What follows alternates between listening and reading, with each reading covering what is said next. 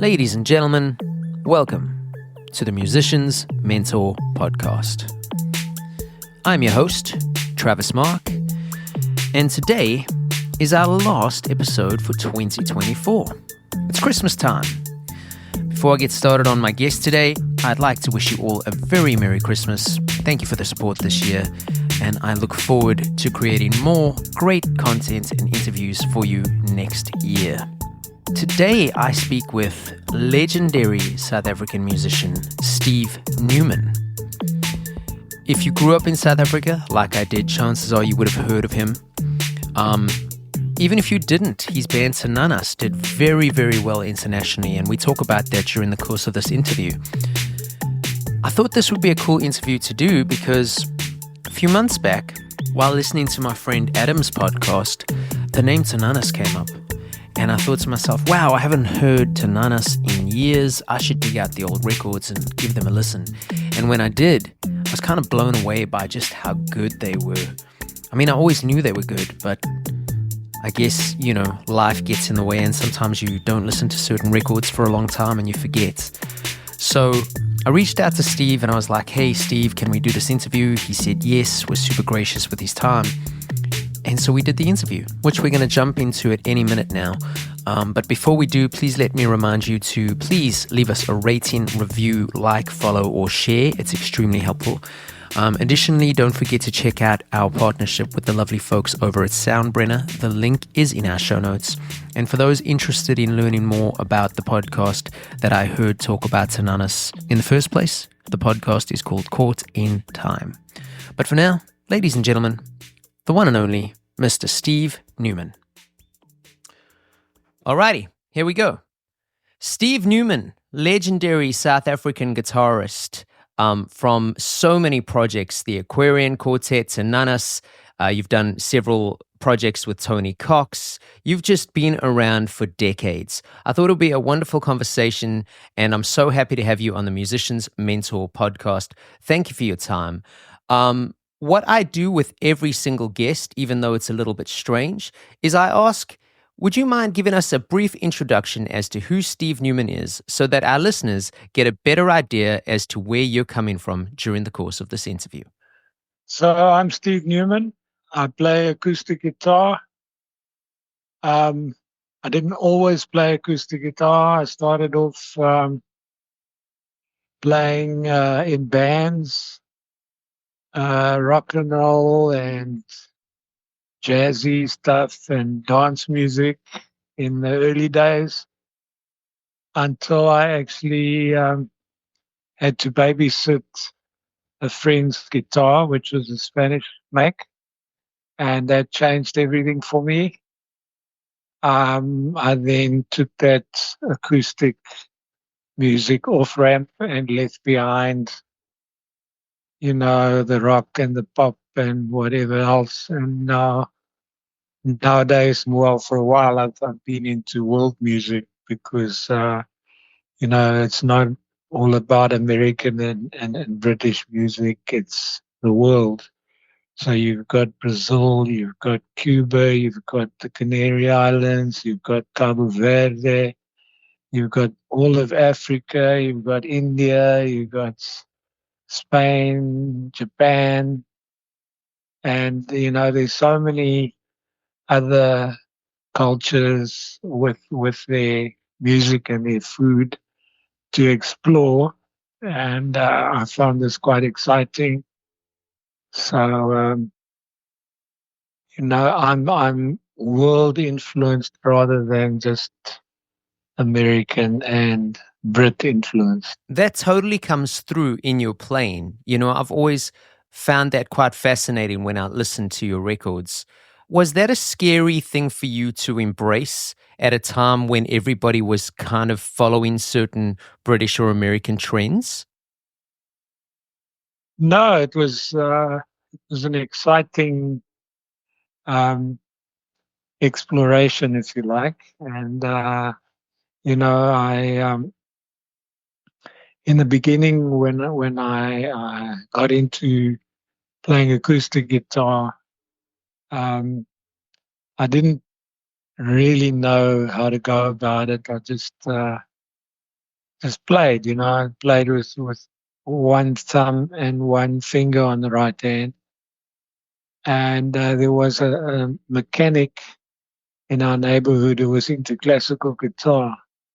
His daughter was at school with me, and I bumped into him one day, and he said I should come around to his place for tea. He wanted to show me a book, which I did. I went to visit him, and he showed me this book called Solo Guitar Playing by Frederick Node, and it was all about classical technique. So I picked up classical technique from there, and I did actually have um, 8 lessons as a birthday present when I was 13, and that was 8 half-hour lessons and very basic stuff, strumming and very basic reading, single line kind of guitar boogie, Beatles, shadows, that kind of stuff. Yeah. Uh, but getting into the classical technique was very exciting for me. And then I discovered the folk scene in Cape Town, which I was totally unaware of, and was exposed to Irish music, traditional English, American, like bluegrass, blues, all of that kind of stuff. And I'd already explored, as I said, rock and pop and jazzy stuff and dance music. So that was basically my education, learning. When you play in a dance band, you've got to play everything: Elvis, the Beatles, cha-cha, samba, swing, everything. So I integrated all of that into playing fingerstyle acoustic, and so in the beginning, I played a lot of mainly covers and standards, and I was playing marches and polkas and ragtime and blues and all that kind of stuff. Yeah. And eventually, I started. I feel it's a bit pompous to say writing or composing, but I started making up my own tunes, which, as you know, are kind of influenced um, by music all over the world. And at one point I was very into Brazilian music, so I explored guitarists like Baden Powell and all of uh, you know um, Carlos Jobim, and the brilliant Brazilian artists. Yeah. I still know them, but I'm more into obscure, well, fairly obscure musicians like Egberto Gismonti and Hermeto Pascoal. So anyway, and then here at home, I also discovered um, indigenous local music. Uh, from the Zulu culture, they have a lot of different genres within their culture. There's Maskandi. Maskandi is actually the word comes from musician Huh. or muzikant in Afrikaans. So Yeah. Maskandi, Batanga, Isistakamia, which is like Ladies with Platinum Bazo, who I was introduced to, I'm ashamed to say, by an American guy who started the Barleycorn Folk Club, nowadays called the Barleycorn Music Club, um, around 1976 when I discovered the folk scene. So I bought many albums by Ladies with Black Mambazo, and this was way before Paul Simon got involved and they went more international. They were selling millions Yeah. of albums and cassettes here in South Africa. before Paul Simon, and their original stuff is incredible, incredible music. Anyway, then I discovered that within the Cape Town music scene there were some fantastic musicians. Most of them kind of into jazz, but then there were more authentic, original guys who were playing their own music with the Guma rhythm. Guma rhythm is uh, originates with the so-called Klopse carnival, which happens over New Year and the 2nd of January, which is called Second New Year or Tweede Nuwe Jaar, where you have these carnival troops in brightly colored uniforms marching through the streets, and they had this particular rhythm which is very infectious, and they usually had sax, banjo, guitar, and often their bass was actually a cello with maybe leather strings on, whatever, but very infectious rhythm. So there were musicians um, using that rhythm and creating their own music because the Klopse, they were playing mainly covers, but with the ridiculous rhythm. And so eventually, I got to know music from all over South Africa, from the Eastern Cape, from Venda, from Johannesburg particularly. And I lived in London for a while. Actually, I went over to Europe twice, like in the late 70s and then early 80s. And I lived in London from 1983 to the end of 1987. But I did come back to South Africa for 4 to 6 weeks every year, just to reconnect and, because I was basically missing home. And in 1986, I met up with Ian Herman and Gito Baloi. And Gito was from Mozambique. And Ian I had met before in Cape Town, introduced by a mutual friend. And yeah, in like 81, I think Tony and I got a show together called 101 Ways to Use the Acoustic Guitar, and we toured quite a lot. And we both sat on stage together and played duets and solos and tried to cover as many different kind of styles and genres as possible to to make an entertaining show. We also like musical jokes, so we invented these medleys and created stories around them. One of them was called Dave and Julie, which was about Dave Brubeck's alleged affair with Julie Andrews. So we start off with take five and then go into my favorite things, but play my favorite things in 5/4 time, the same as take five. Yeah. So we played with that, and then we went into Jim Chimney, and we created the story that they were very different people. Dave was vegetarian and didn't drink or smoke, and Julie was into wild things like dog bites and bee stings and brown paper packages tied up with string.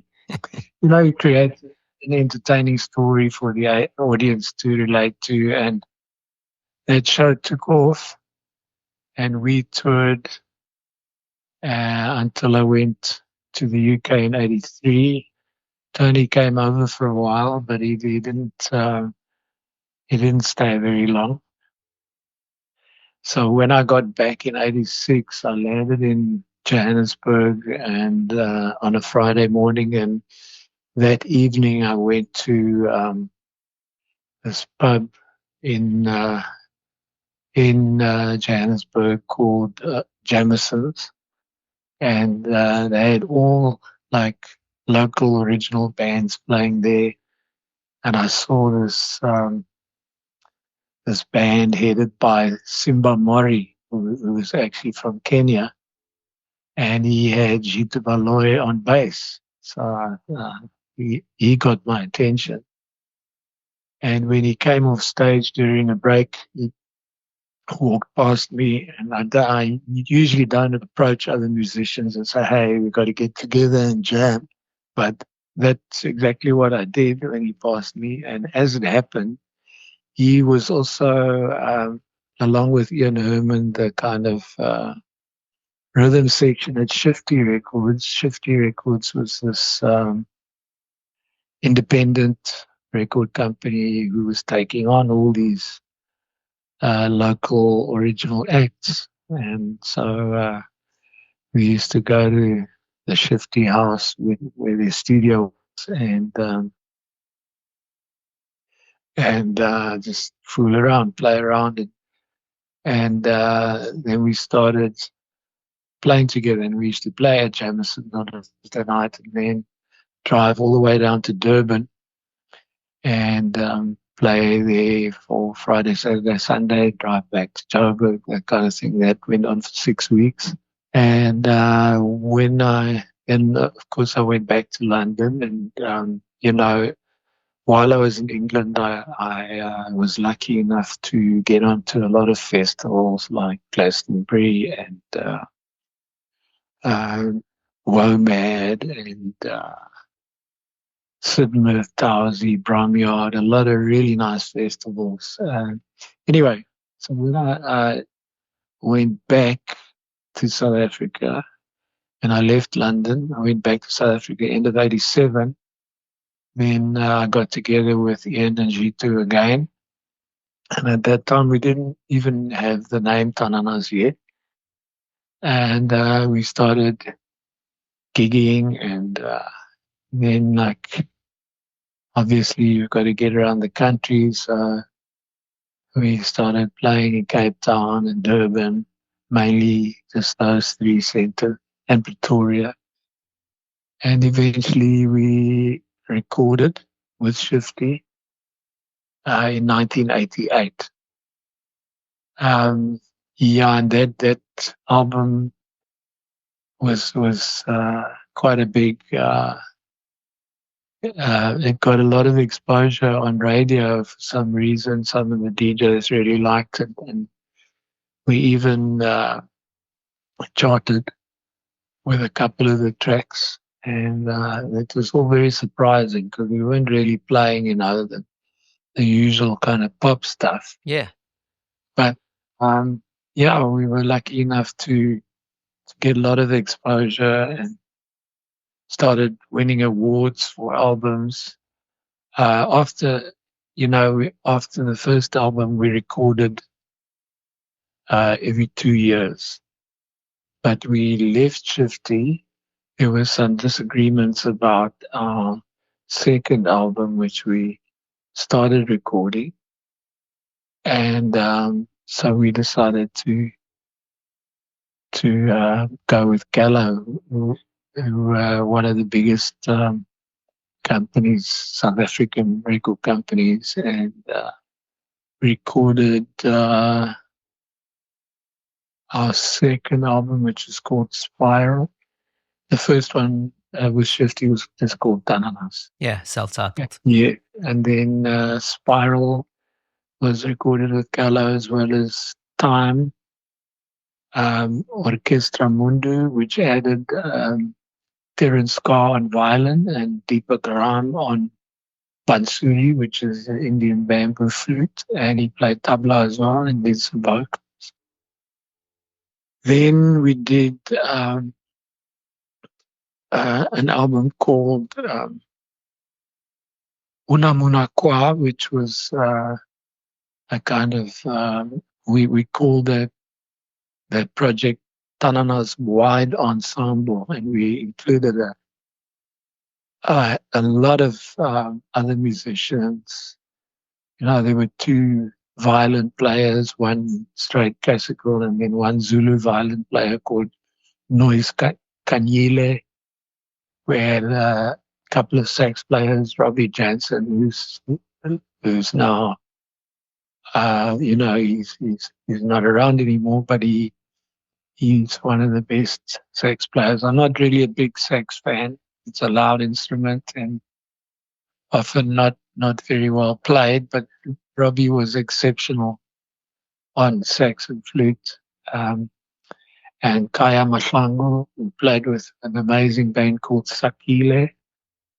And we had Nico Carstens, who used to be a boeremusiek legend on accordion. Boeremusiek is Afrikaans music. And we had Pedro S.P. Sanchez, who's Spanish, but lives here. He's been here for a while. He initially came out here with two of his brothers and used to play in fancy hotels, and they played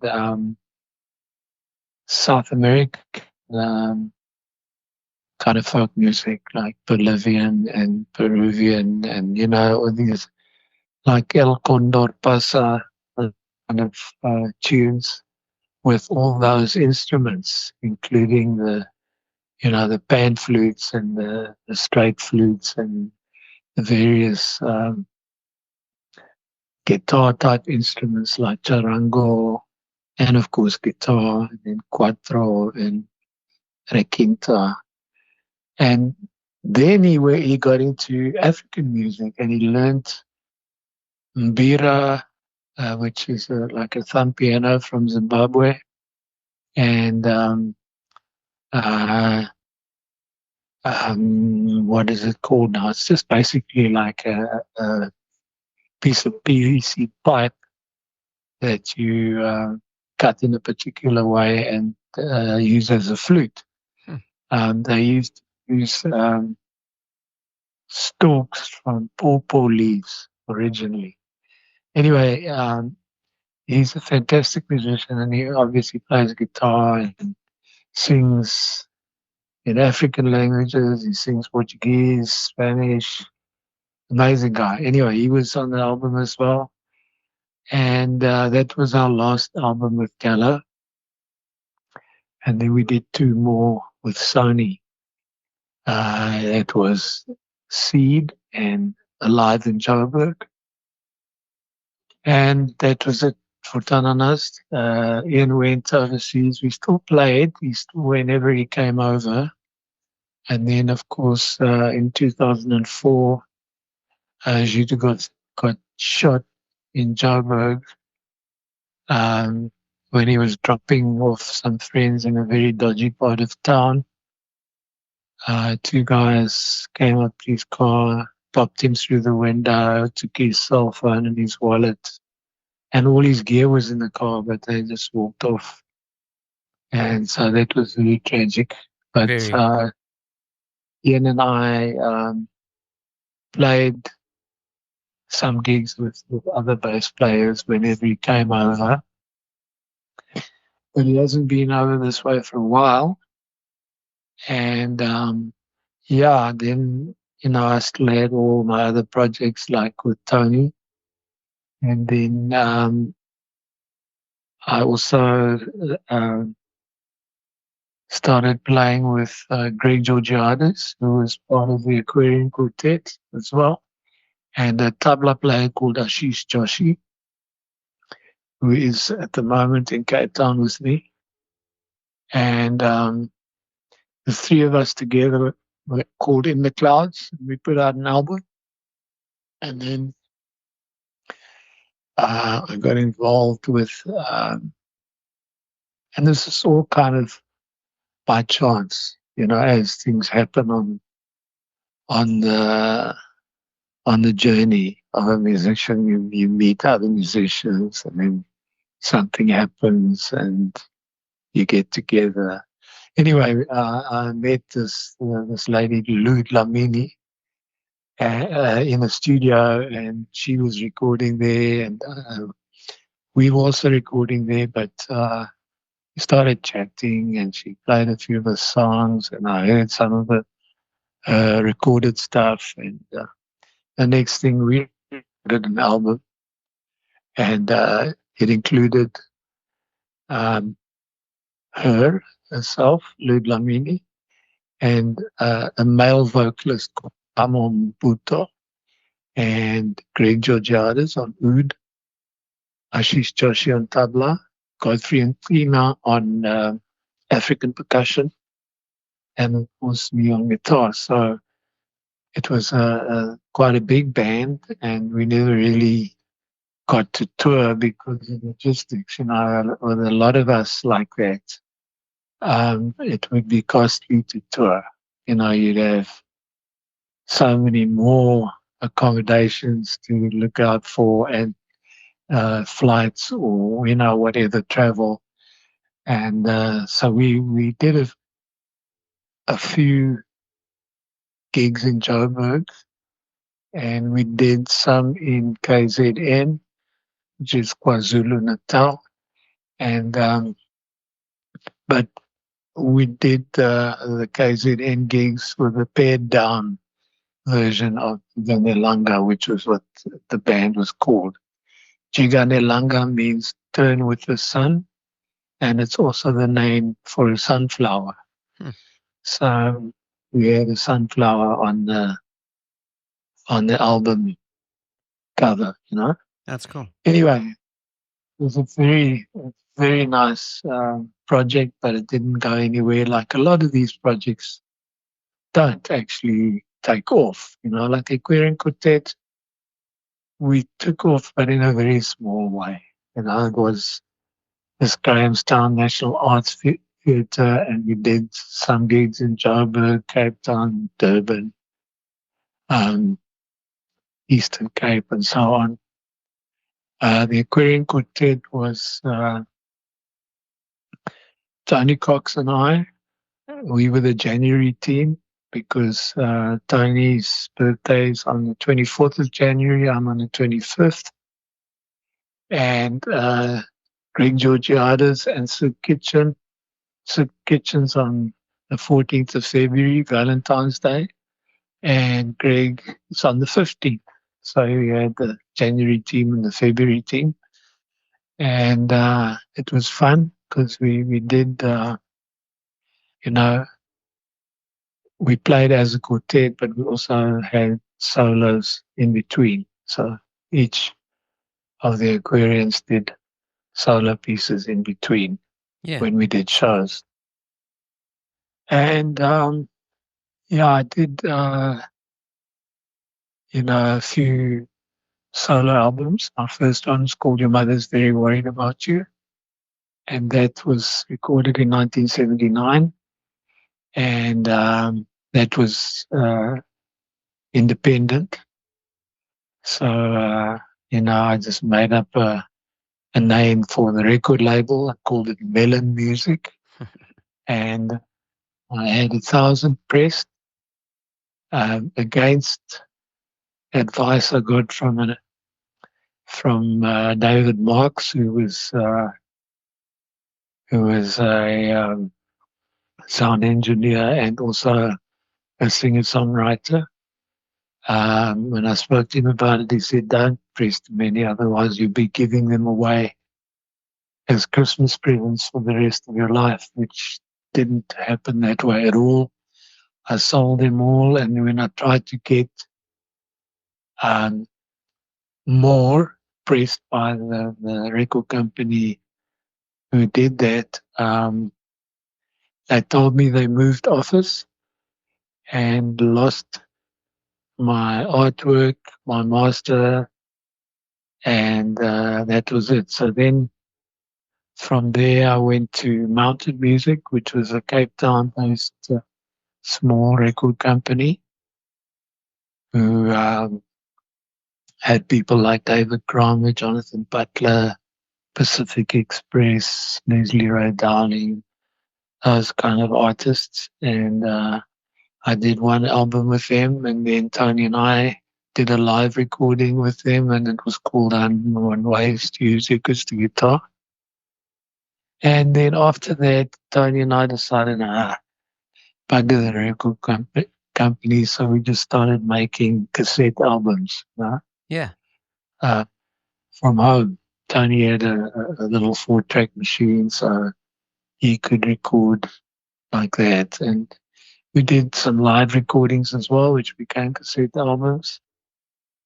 And I also did 2 um, multi-track albums, solo albums. One was recorded in Neisner at Piece of Eden Studios, and with the engineer being Howard Butcher and owner of the studio.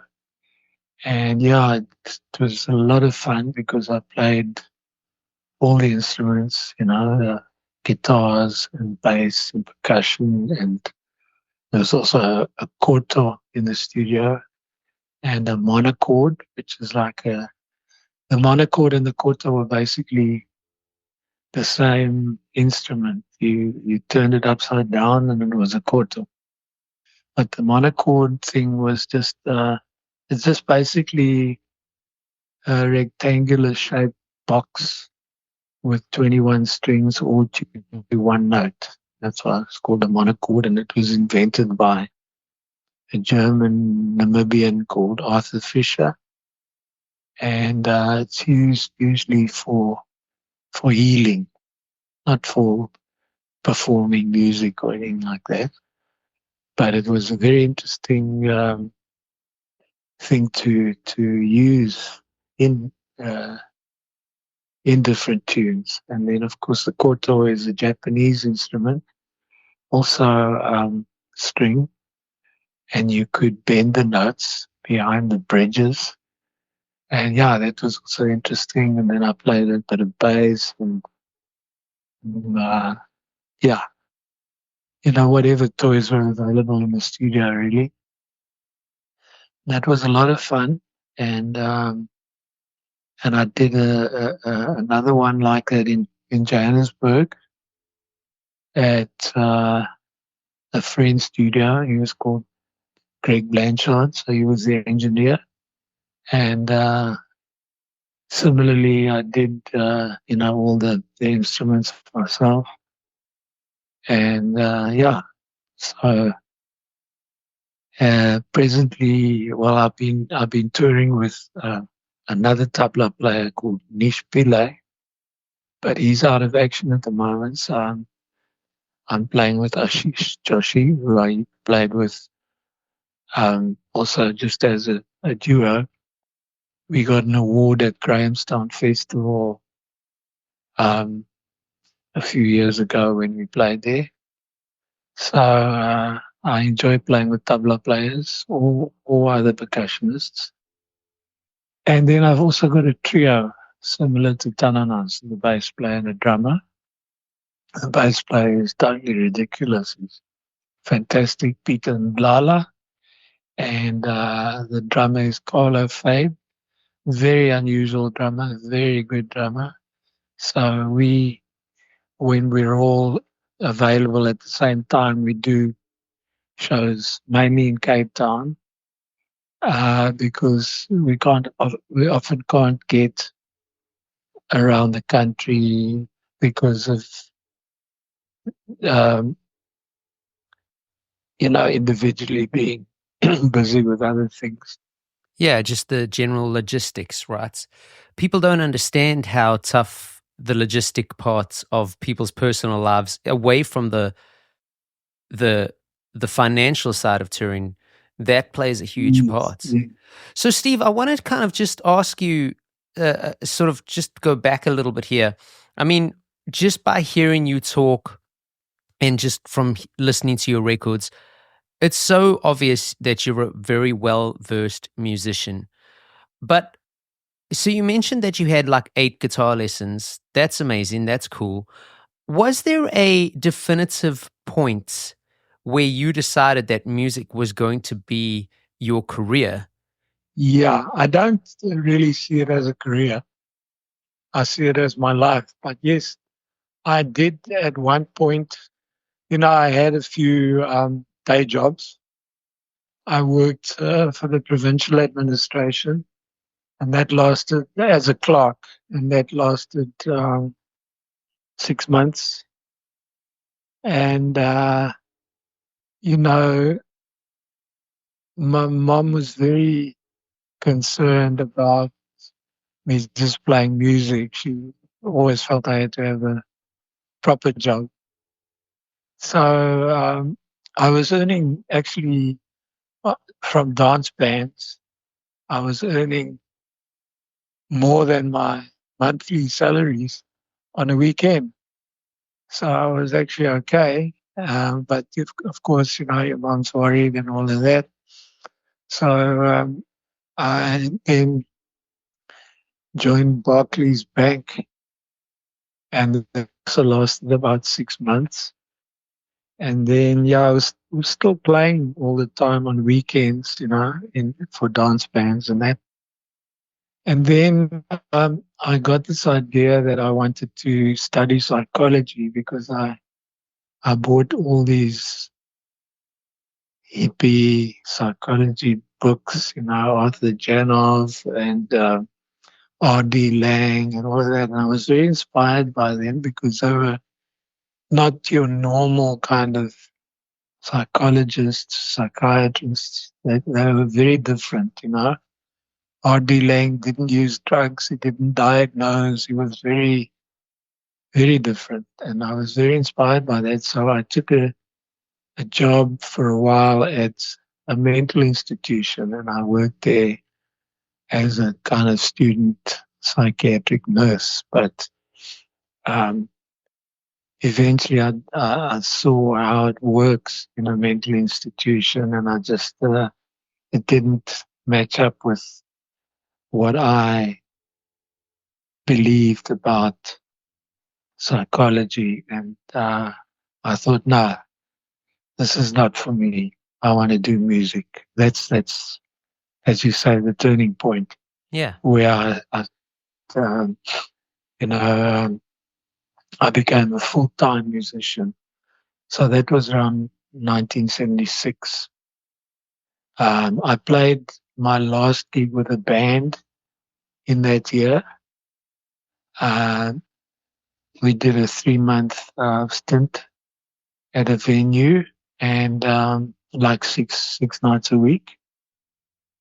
And then after that, I just went acoustic, which was always kind of in the background. So I that's how it happened. And 77, I went to Europe for a while and came back, and then I got a job teaching guitar at a teachers training college in Oudtshoorn, which is a kind of small country town. And I did that for about a year and a half, then went back to Cape Town and, continued with, playing solo gigs and then with Tony, etc., etc., and then Tananas and all of that. the Tananas thing is something I really want to kind of dive into. I mean, I know that Yes. obviously you guys aren't able to necessarily be active much nowadays. And obviously, with things like the passing of Gito, which is severely tragic, and Ian being here in the States, obviously that affects, again, the logistics of a band. But I have a couple questions to ask you here. So, once you start getting traction in Tananas, especially with the first couple releases, and you get in on radio and you get in on all these WOMAD festivals. I know you guys did the support slot with guys like Sting and Paul Simon. I think you maybe did something with Suzanne Vega. There's a bunch. Was there ever a point where, as a band, you thought about potentially immigrating and going somewhere more internationally known than South Africa? Or because you were doing so well in South Africa, did you feel like that was going to be the base in hopes that maybe you could branch out from there, like some other artists have and still continue to do? Well, I have no intention of living anywhere else in the world, and I don't think Gito would have either. But Ian was keen to go to the States, and we didn't play with Suzanne Vega, but we did the opening act for Sting. And when Sting's drummer uh, put too much of the good stuff up his nose at one point, he wasn't able to play, and so Sting called in Ian, and Ian, without even rehearsing with them, he just listened to the CDs. He was able to pull it off, and very impressively. Yeah. So, for Ian, it was just basically like, fancy pop music, because Ian's very versatile. He can play anything. He's one of my favorite drummers of all time. But anyway, we traveled a lot. At one point, we were the most widely traveled South African act. So we've been to Australia, Singapore, Japan, Hong Kong, um, Sweden twice, Spain, Canary Islands, UK, the States, and then, of course, in and around Southern Africa, of course, South Africa and Mozambique, Zimbabwe, Namibia, Botswana, and so on. And so Tananas was really widely traveled, and as a solo, I've been to India, I've been to Norway with Tony and another musician called Charlie Griffin. I've been to Germany, Holland, Belgium. So, got around a fair amount Oh, yeah. in my heyday. Yeah, no doubt about And it. What was the hardest part traveling in a band when you were doing so much traveling? And can you offer any tips or advice for musicians so that they, you know, can, I'm going to use a bit of a weird term, but can essentially stay sane while on the road? A lot of guys go out of their heads. A lot of guys party mm, too hard. A lot of guys miss home. What did you guys yeah, do to stay humble and sane and just focus on the task at hand? I don't really know. Um, you know, I don't use alcohol. I used to smoke a lot of weed, but I stopped that like 7 years ago. I'm 72 now. And yeah, I don't really know, but we enjoyed traveling. We tried not to, you know, be disrespectful of our hosts anywhere in the world. And, yeah, I think if you're a good person and you respect other people, that's all really that you need, to be respectful of people who are helping you and your audience and all of that kind of stuff. And yeah, that's, I think, all you need, and yeah, stay away from lots of partying and alcohol and heavy drugs and stuff like that. Weed's okay. I don't have anything against weed, but I don't believe it's really addictive either. But yes, there's lots of drugs around, and that can be a problem. I've never enjoyed even natural psychedelics. I didn't like psychedelics of any kind, like acid and mushrooms and whatever. It's not really my thing. So I was lucky to be happy just moving around and playing, and learning about um, other cultures. Like in Japan, it's just so different from what we know, the way people operate there. The audience were absolutely amazing. you could actually feel them traveling with you um, in the music when you play. Mozambican audience is fantastic. I found the audiences in Wales fantastic, and generally speaking in Europe. But yeah, Spain also lovely audiences. Canary Islands, wonderful. So it's all about how you connect with your audience, and you know, and if you are authentic. In other words, if you know yourself, um, it comes through. Your audience pick it up. If you try tend to be something else or someone else, they also pick that up. And I mean, a lot of musicians here in South Africa, they play American music. They sing with fake American accents, and that's not a criticism. It's just the way it is. So I tend to look for authentic music anywhere in the world, but particularly in South Africa and Southern Africa and the rest of Africa. I love African music. I love the kora playing of Tumani Diabate and other kora players, great kora players like him. There's just so much music in Africa. And yeah, just to be aware of what you're putting out. If you're putting out pop music, the chances of you making it big, as I say, is very slim. It's like, the lottery. Yeah. That we actually making it big and, getting hits and all of that kind of stuff. And now, of course, everything's changed, especially after the lockdown. Um, there's no CDs, there's no vinyls are back, but it's expensive. It's expensive to manufacture. It's expensive to sell.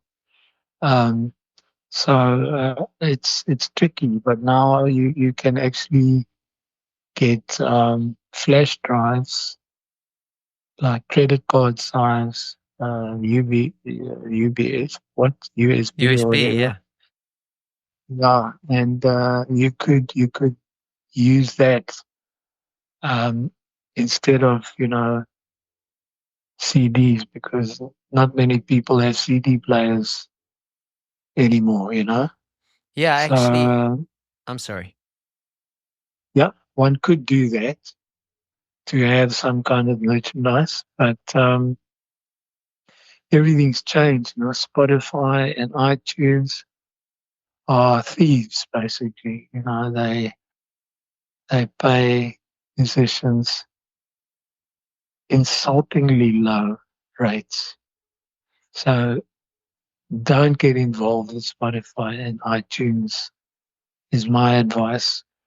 Um, Companies like Bandcamp are great because you can sell your album for $7 or $10 or whatever you decide, and Bandcamp treat musicians decently. They even, every time you hit a particular sales target, they give you freebie download codes, which you can give away, like to your friends or to radio stations or whatever, or you can sell to people who don't have PayPal and things like that locally. Yeah. So I find them fantastic, and that is one way to go with digital albums. But there are probably other good companies as well, but I haven't looked at them because I've been very happy with Bandcamp, and I would advise people not to go with iTunes and Spotify. And I've experienced that, and it's a joke. It's lazy. It's a topic that comes up fairly often. Yes. I'm hoping and I'm optimistic, as I'm sure a lot of musicians are, that at some point something will change, because it's such a catch-22 kind of situation. I've experienced good things Yeah, with Bandcamp myself, but yeah, it's like the average person who isn't in the music world, that just consumes music, seems to listen to their music on yeah, their phone nowadays through Spotify or yeah, Apple. And so they go, hey, where's exactly. your music? And if you aren't on those platforms, they seem to not think that you're a serious musician. Yeah, Yet being on those platforms essentially takes, I don't want to say food out of your mouth because that sounds a bit dramatic, but yeah, they do. but They do. they when you're getting paid, what is it? I think it's 0.006 cents per stream now, and they only pay you Yeah, for once you hit a certain streaming target. But hey, I yeah. digress. I want to ask you more band questions before we go on a Spotify tangent. So let me change subject ever so slightly and ask if you Okay. wouldn't mind giving my listeners some advice on just being in a band in general. You've obviously had success with bands, you've played with multiple musicians. As per our discussion in this last hour or so, you've been around the world traveling with different personalities and musicians. So, what do you think are some of the hardest things about being in a band? And what are some things that individuals could potentially take on board from a psychological or mental point of view so that they can maybe just get along with people easier within group dynamics? Yes. Yeah.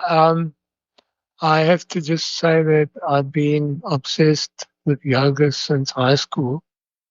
So yoga's been a big influence on me as a person, and I believe that yoga's been um, a major part of my education. And I'm not, when I say education, I'm not talking about school or university. I'm just talking about learning as you're going along, because that for me is education. And one has to be um, accepting of yourself, and in fact, love yourself before you can actually be accepting and loving towards other people. And I think, a lot of young people, when they get together to form bands, they don't really consider those kind of things at all. They just will go with the excitement of the music and audiences and all that kind of stuff. But I think it's essential to really know who you are and what you are and how you fit in to this crazy world, and how you relate to other musicians, and how honest you are, how authentic you are. Those are really important things. And there's no kind of um, one size fits all recipe, to give anyone, but that's basically how I see it. You have to see yourself as a person. Don't look down on yourself. Don't look down on other people. Don't look up to other people, or up to, or think of yourself as above anyone else, which is basically anarchy. Because anarchy, the word actually means no king or no authority. It doesn't mean chaos and disorder like it says in the dictionary. The word actually means no king, no authority. And that's where equality comes into being. Because if you've got leaders, the leaders are above us. We are below them. But if you don't see anybody as a leader or follower, then you are approaching equality. And equality is what I really believe in. I believe everybody's equal. We're all different. So I believe in diversity, but I also believe in equality. And it doesn't matter in music how advanced you are, or how basically you play or whatever. It's totally irrelevant, because from the basic way of playing music to the most advanced, it it's all enjoyable, or should be anyway. And you know, yeah, it's, a lot of people, even friends, call me maestro. I'm not a maestro. A maestro is the Italian word or Latin word for master, and music is something you can't actually master. You're you are always a student, because there's always new stuff to learn. So I I I think people should be aware of that. That we are all students in this life, all learning all the time. That's, for me, what education is all about. Not about school or university or books, but the knowledge. You see, in school and university, you're learning information, but knowledge isn't in a book, isn't in the university, isn't in the school. It's inside. It's in your soul. So if you make contact with your soul, which many people don't believe we have, um, then you can access any knowledge via meditation. You see, the mind is not where knowledge is. The mind is where information is. And information can be accurate or not, but knowledge is knowledge. And yeah, it's, we all believe different things. And some of us believe in Darwin's theory of evolution. I don't. I believe the Vedic description of evolution is I'd hate to say incorrect, but I believe that's the evolution that appeals to me, and that is described like this: that as a soul, we evolve through different species, um, from single cell organisms to insects, um, plants, animals, and eventually human and beyond. I don't think humans are the be all and end all. So that's how I see evolution: is the evolution of the soul through all these different species. So in other words, what they're saying is that we as individuals have been um, single-celled organisms, mosquitoes, flies, worms, uh, trees, plants, animals, and eventually what we are now and where we're going from here. So because of that, we have that knowledge within ourselves, because our souls have traveled through all of these different beings. Hmm. And so because we've been a dolphin already, we have that knowledge inside at the level of soul. So yeah, that's not everybody's cup of tea to think of those things and go into them, but that's just what I believe. And I shouldn't even say believe, because belief is a dodgy thing. Oh yeah, Um, that's a loaded word nowadays. because if you say I believe he's a nice guy, it means you're not so sure. Whereas if you say I know he's a nice guy, that's knowledge. No, I like that answer though. I found that to be quite enlightening, to be fair. Um, and especially the learning to be comfortable and love yourself. I think that Yeah. applies across the board in any relationship, not just band relationships.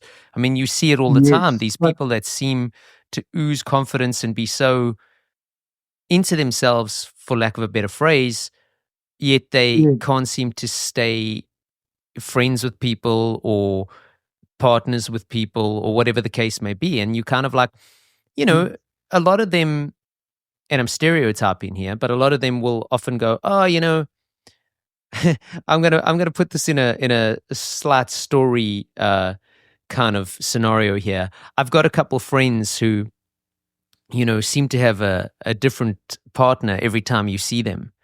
And it's Yes. always because of something that the previous partner had done or said.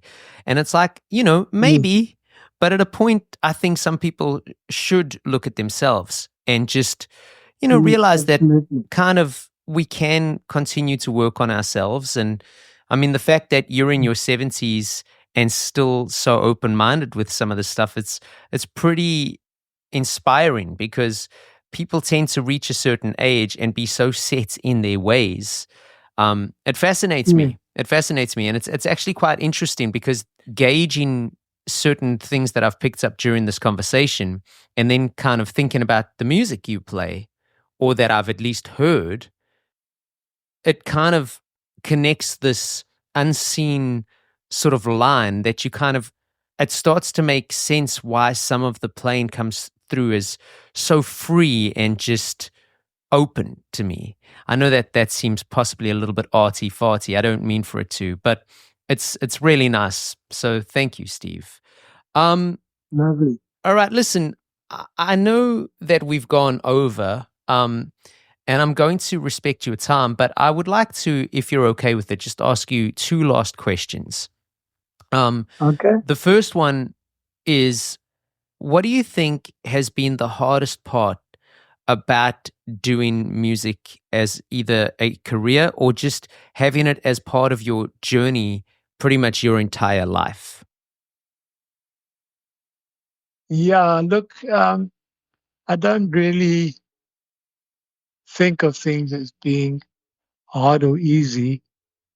It's just life, and um, things go in waves. That's how I see it. So sometimes you can be struggling a bit, and then the next thing suddenly there's a lot of interest in what you're doing, and so you hit that wave, and that's happened quite a lot, in my time as a musician, where at certain points you're doing very well, other points you're doing not so well, but you just got to carry on. That's all you can do. You just surf whatever waves are available. You know what I mean?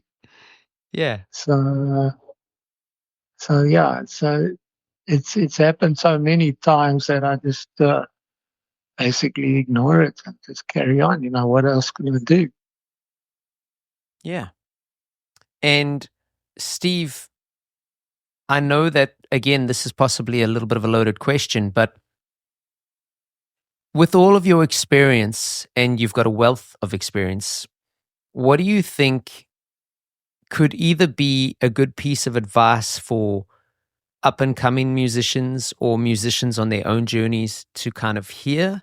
Or what is something you maybe learnt along the way? And it sounds like you've learned quite a lot along the way, um, that might help up and coming musicians just enjoy their journeys a bit more.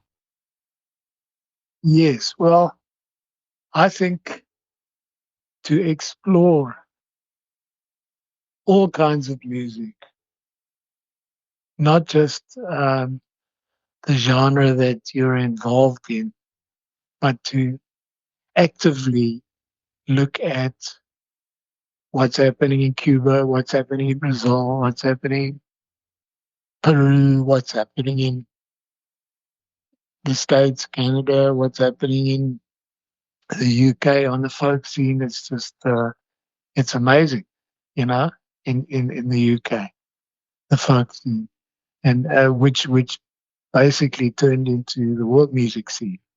That's the world music scene sprouted out of the folk scene.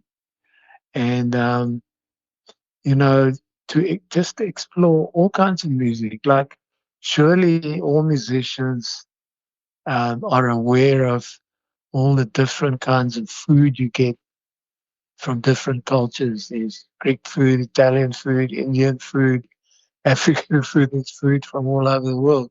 And that's a way of exploring the culture. And along with the food, there's also the music. So, if you think of a little country like Tibet, one doesn't usually think, oh, I wonder what Tibetan music is like. That's actually what you should be doing. You should be saying, I wonder what Tibetan music is like. Yeah. And actually, it's so easy to check all these things out now with the internet. And